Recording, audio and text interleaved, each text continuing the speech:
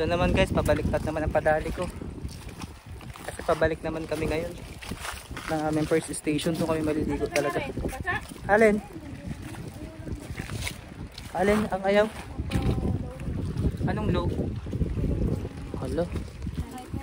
Brightness? Hello? O Era, napagod ka na? Pagod na po si Era. Hindi sanay sa lakaran pala itong batang ito. O yan ang view. Yan ang view na Ixuso. Sa Selvid, ayun. Grabe, doon kami galing guys. Oh. Dati kasi walang puno.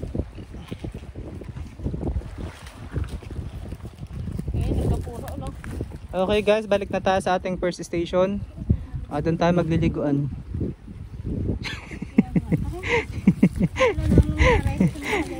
Namula na si Maui Taylor guys. Hindi rin sanay sa araw. Okay, go.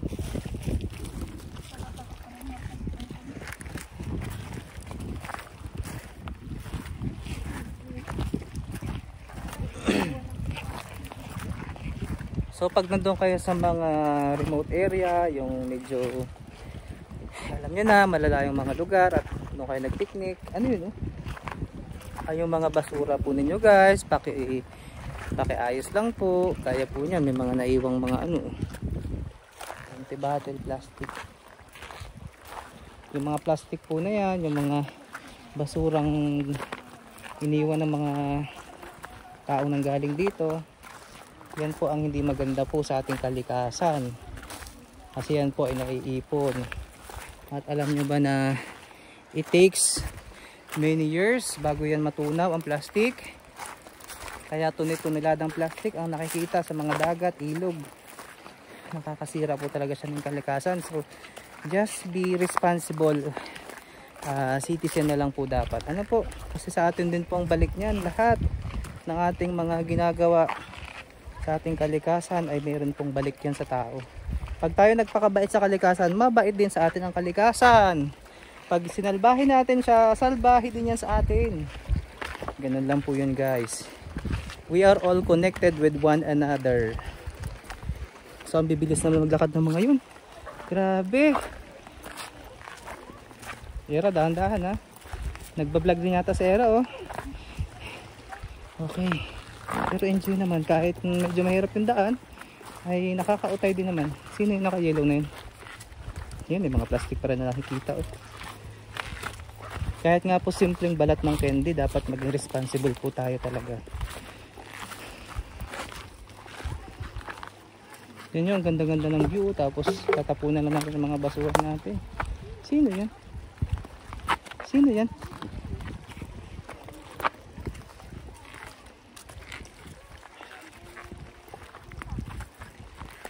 Sino yan? Kaibigan niya?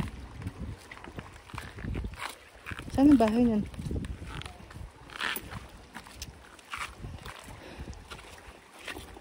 Grabing init. Saan ang bahay nyo? Ba? Saan ang bahay nyo? Pupunta lang po ako nila tita. Ah. Tita ko rin po yung nag-uuling siya. Oo. Sige, ingat po. Okay. Medyo uminit na guys yung towel ko nandoon kay Ma'am Arminda. Sakit sa balat Era no? Lalo na pag maputi. Naku po, walang protection sa init. Buti pa ngayon maiitim. Swerte. Alvin, tara. Marami yatang huli si Alvin oh. Bibilin ko yung saang. Sarap niyang ginataan, tapos may palabasa. Ay sarap. Tapos yung rayuma ko lalala sa gabi. Inom na lang ng gamot.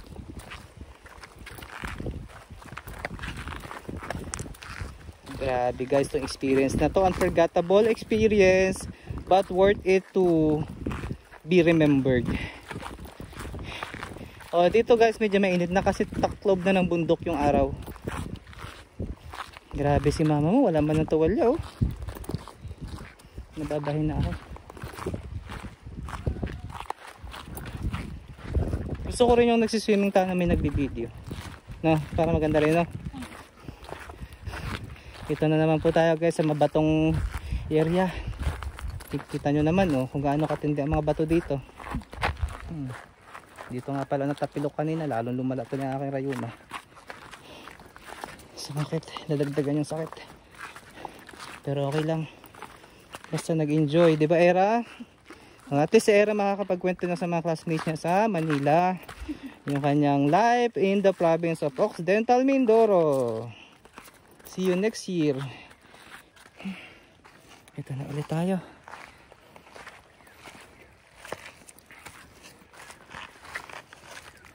I forgot to bring my talaga, cellphone holder. May in-order ako sa TikTok na yung pang motor. Kaso nagkamali ako ng order. Pang bisikleta pala. Nag-reorder ako ng isa pa. Ewan kung tama na yun. Wala kasing bilihan dito, puro online. Pag sa Manila sana marami, may mga shops talaga nagbibili. Bilis naman maglakad ng mga yun. Ligo-ligo na siguro yung mga yun Sulit guys ang pagod, ang sakit ng paa sa paglalakad dahil may kabuluhan ng aming paglalakad. Pwede talaga siyang lakarin, pero pwede rin motorin sa dagat ang daan. Pero mas matipid pag nilakad, exercise pa. Tingnan nyo ang mga bato, diba? Grabe yung bato. Gusto ko yung mga tunog ng mga ibon, the sounds of nature. Yan grabe, ganda-ganda ng lugar dito, parang nakaka-relax. Tapos may music ka dito, tapos ganyan presko yung hangin. May mga buko rin naman dito.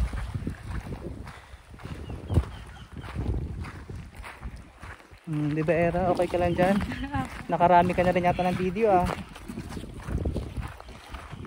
Okay. Sayang to mga nyug Siguro nadali to ng bagyo. Natumba. Lalim na ng ugat niyan.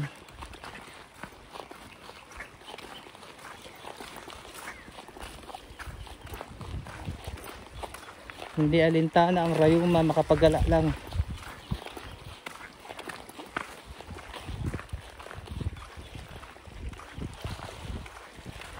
Pag reels kasi parang 2 minutes lang talaga ang reels. Lalo nilagyan mo ng sounds kinakat niya, pinaputol niya. Pero ang daming views. So yun, ang ganda naman ng bato na to, kulay brown. Kakaiba. Different ka na ulit tayo.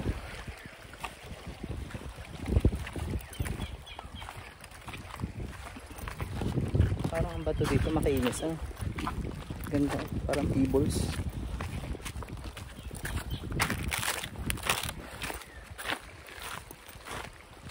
Daming empty bottle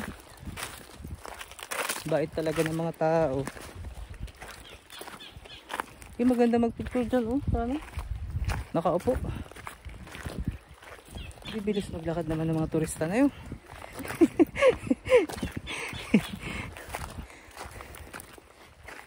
Grabe, may maganda akong kasama. Hi Era. Ay nako, saan ka tayo susuot? Dito sa bato o dito? Dito na lang. Suot sa puno.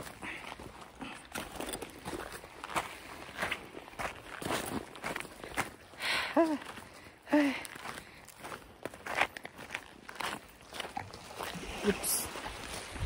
Natakpan ng kamay ko.